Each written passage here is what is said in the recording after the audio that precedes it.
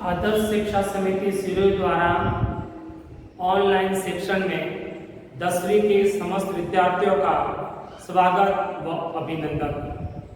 विद्यार्थियों, अपन ने समाज के का अध्ययन पिछले वीडियो में किया था। समाज का अर्थ, समाज की परिभाषा, समाज के 3 भेदों का अध्ययन अपन ने क्रमशः किया था। आज अपन इस प्रातःवेला की कक्षा में समाज के चौथा भेद है बहुब्रीहि समाज, उसके बारे में अध्ययन कर रहे हैं। बहुब्रीहि समाज, अब इसकी परिभाषा को समझते हैं। बहुब्रीहि समाज, इसमें दोनों में से कोई पद प्रधान नहीं होता, वे दोनों मिलकर कोई और ही अर्थ देते हैं। अब देखो, बहुब्रीहि समाज का परिभाषा है, इसमें दोनों में से कोई भी 2 पद होते हैं, उनमें से दोनों में से कोई भी पद प्रधान नहीं होता है, वे दोनों मिलकर कोई और अर्थ प्रकट करते हैं, वहां पर बहुब्रीहि समाज का प्रयोग होता है। या अन्य तरीके से अन्य भी बहुब्रीहि समाज का परिचय करने के लिए कहते हैं कि पहला पद संख्यावाची होता है और बहुब्रीहि समाज का संख्यावाची शब्द होता भी है और कभी नहीं भी होता, लेकिन उसका कोई विशेष अर्थ प्रकट होता है, उसे भी बहुब्रीहि समाज कहते हैं। विद्यार्थियों, मैंने बहुब्रीहि समाज की परिभाषा विस्तृत करवाया और अब बहुब्रीहि समाज के अंतर्गत 3 उदाहरण मैंने समस्त पदों के दिए हैं और तीनों के इन उदाहरणों का मैंने समाज विग्रह भी किया है। अब सभी विद्यार्थी इधर दृष्टि रखेंगे कि पहला समस्त पद है दशानन। अब इसके दशानंद के समाज जो विग्रह होगा वो है दस है आनंद जिसके। उसका विशेष अर्थ प्रकट हो रहा है रावण, कि रावण के 10 है आनंद जिसके। इसका पहला पद जो निश्चित संख्यावाची शब्द है और उसका विशेष अर्थ या अन्य अर्थ रावण शब्द प्रकट हुआ है।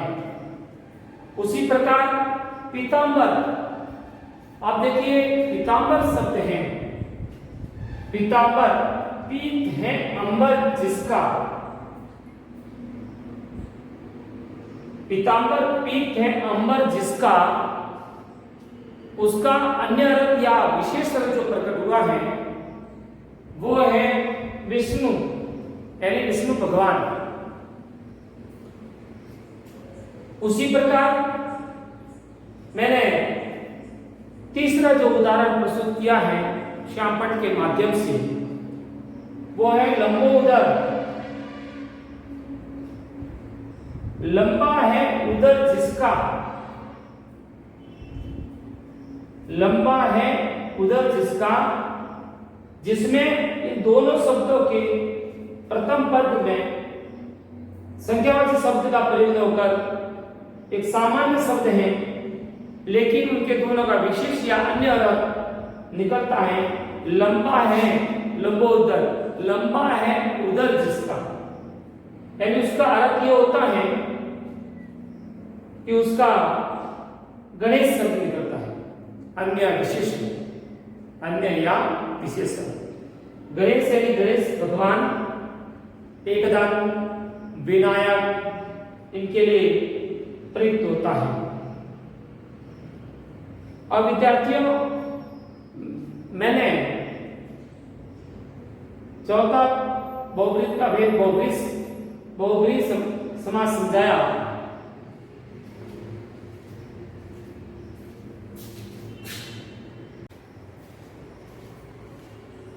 विद्यार्थियों, अपन ने बहुब्रीहि समास की परिभाषा और उसके उदाहरण समझे।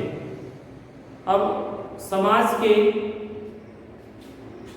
जो पांचवा भेद है वो द्वंद्व समाज है। अपन द्वंद्व समाज के बारे में अध्ययन करेंगे। द्वंद्व समाज की परिभाषा जो इस प्रकार है। द्वंद्व समाज में सभी पद प्रधान होते हैं। समस्त पद का विग्रह करते समय और अथवा या जोड़ते हैं, वहां पर द्वंद्व समाज होता है। अब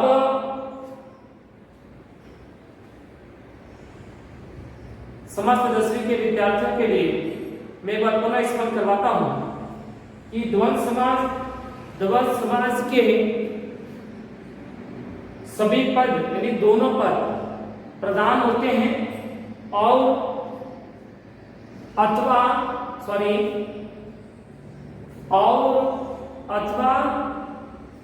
या से जोड़ते हैं। और जब ये अथवा या से जोड़ते हैं, जोड़ने से द्वंद्व समाज बनता है। जैसे उदाहरण है अपने द्वंद्व समाज की मैंने श्यामपट्ट के पार 4 उदाहरण प्रस्तुत किए हैं। उन उदाहरणों के पहला उदाहरण माता, इसको योजक चिन्ह कहते हैं, जोड़ने के दोनों शब्दों को जोड़ने का कार्य करता है योजक। माता पिता। अब उसका समाज जो विग्रह करेंगे अपन, यहां पर जो समाज विग्रह होगा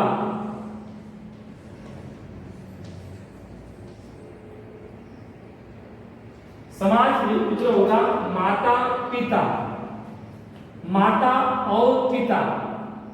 उसी प्रकार दिन और रात।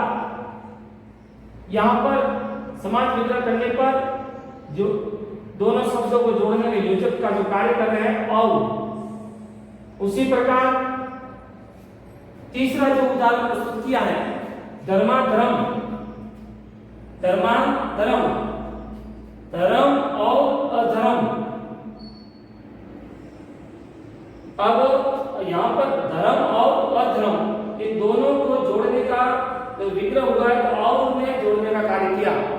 उसी प्रकार कॉमा के बाद अन्य रूप से धर्म या अधर्म, यहां पर इनको जोड़ने का जो कार्य किया है या यहां पर या से दोनों शब्द जुड़े हैं। उसी प्रकार चौथा जो उदाहरण है अन्न और जल। यहां पर दोनों शब्दों को जोड़ने का कार्य किया है, वो और शब्द ने किया है। तो विद्यार्थियों, सभी चारों उदाहरण के अंतर्गत माता और पिता, दिन रात, धर्म अधर्म, अन्न जल, ये दोनों पद हैं। इनके सभी के दोनों पद प्रथम और द्वितीय जो पद हैं, दोनों पद प्रधान हैं और दोनों पदों को जोड़ने का जो कार्य कर रहे हैं और अथवा या से जोड़ रहे हैं। तो जिस समास के अंतर्गत अथवा कहते हैं या अथवा और से शब्द जो जुड़ते हैं समाज विग्रह करने पर, अथवा उससे पूर्व या अथवा और से जुड़ते हैं, ऐसे जुड़ने वाले सब द्वंद्व समास के अंतर्गत माने जाते हैं।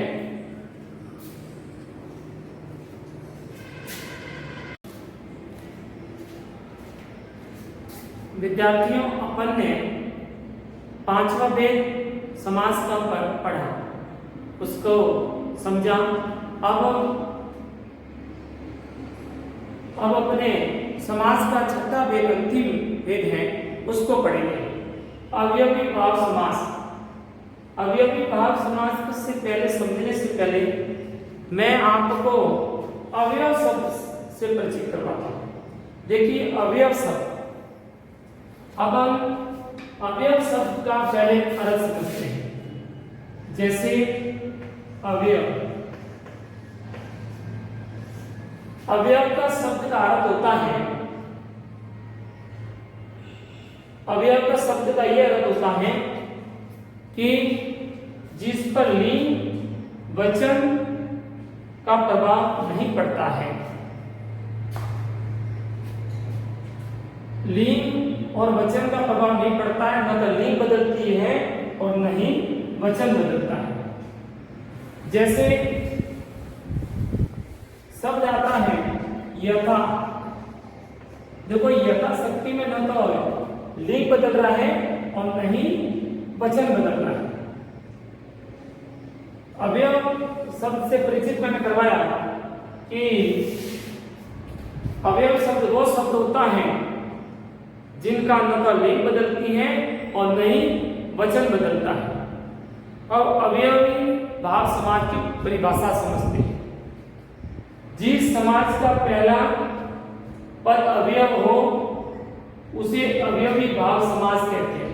जिस समाज का पहला पद अवयव हो और उसे उस समाज को अवयवी भाव समास कहते हैं। और मैंने पूर्व में जानकारी करवाई है कि अवयव शब्द वो होता है जहां लिंग और वचन जिस शब्द की नहीं बदलती वो अवयव है। इस समाज में दोनों पद मिलकर अवयव का काम करते हैं। अवयवी भाव समाज में दोनों पद मिलकर के अवयव का कार्य करते हैं। अब मैंने उदाहरण जो प्रस्तुत किया है, जैसे यथाशक्ति, शक्ति के अनुसार, समाज विग्रह समस्त। यहां पर यथा जो शब्द आया है ये अपने आप में अवयव शब्द हैं और दोनों शब्द मिलकर अवयव का काम करते हैं। और पहला शब्द ये है अवयवी भाव। अवयव का मतलब होता है लिंग और वचन नहीं बदलते। शक्ति के अनुसार समाज विग्रह। दूसरा उदाहरण यथा अवसर, जैसा अवसर हो। यथा अवयव शब्द लिंग और वचन नहीं बदल रहे हैं, यथा और अवसर दोनों अवयव का कार्य कर रहे हैं। और समस्त पद का विग्रह होगा जैसा अवसर हो और उसके अलावा अवसर के अनुसार। यहाँ पर दो, जैसा अवसर हो, दूसरा है उसी प्रकार अवसर के अनुसार। ये दो प्रकार के यहाँ यथा अवसर का समाज विग्रह किया गया है, जहां पर जैसा अवसर हो और अवसर के अनुसार। अब अवयवी भाव समाज का तीसरा उदाहरण आजन्म। आ यानी अवयव शब्द जन्म दोनों मिलकर अवयव का कार्य कर रहे हैं और समस्त पद का समाज विग्रह होगा जन्म से लेकर। जन्म से लेकर। अब उसी प्रकार अंतिम उदाहरण आमरण, जिसमें पहला जो पद है शब्द आ, इसका न तो लिंग बदल रहा है न वचन बदल रहा है, तो ये अवयव शब्द है। और मरण, आ और मरण दोनों शब्द मिलकर के अवयव का कार्य कर रहे हैं और उसका जो समाज विग्रह होगा मरण पर्यंत। अब विद्यार्थियों, मैंने अवयवी भाव समाज का अध्ययन करवाया और उदाहरण भी मैंने प्रस्तुत किए और अन्य उदाहरण भी हैं, जैसे घर घर, दिन दिन, धीरे, हर घड़ी, पल पल। ये जो शब्द हैं सभी इस प्रकार के अन्य उदाहरण हैं दिन, धीरे धीरे, हर घड़ी और पल पल। इन सभी शब्दों के लिंग और वचन नहीं बदल रहे हैं, इसलिए ये अवयव हैं। इसलिए इन शब्दों को अवयवी भाव के अंतर्गत माने जाते हैं। विद्यार्थियों, मैंने समास का इस वीडियो के अंतर्गत 3 भेदों का अध्ययन करवाया और उनके उदाहरण समझाया। समस्त विद्यार्थी अपने गृह कार्य की कॉपी में, जो मैं PDF फाइल के माध्यम से प्रश्न उत्तर भेजूंगा, और सुंदर लेखनी में अपने गृह कार्य की कॉपी में करना है। धन्यवाद।